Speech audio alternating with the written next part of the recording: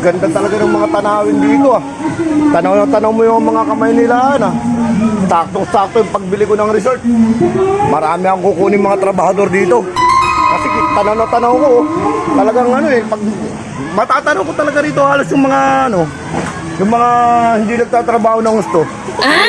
Siguro taga-dilig ng halaman ko. Mga 20 katao. Pero gusto ko mineral lahat ay pandidilig. Ayoko yung nawasa. Pero ang gusto ko naman, sa mga tigong magwawalis ko, siguro mga 30 katao. Magwawalis lang dito. Tapos mga 60 piraso, mga tigahugas ng plato.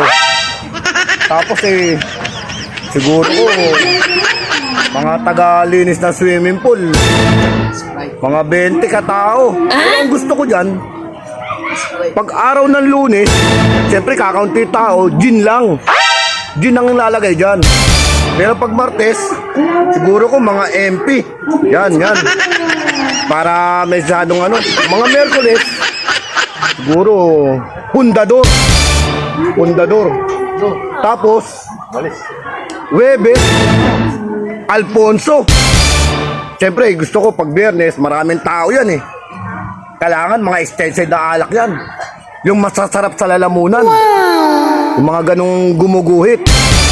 Basta maghahanap ako ng mga extended na alak yan, ay papalit ko dyan. Pero pag Sabado, siyempre karamihan doon, puro lasinggero eh. Puro Red Horse, ang babanat ko ron.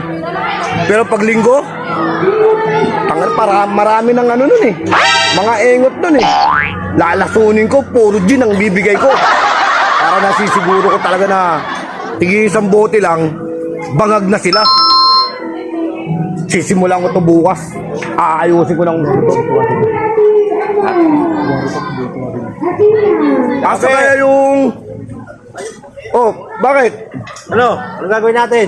Oh, mag-a-apply ka ba? Oo. Kailangan ko, taga-dilig ng halaman ko. Tignan mo, nanunuyot na.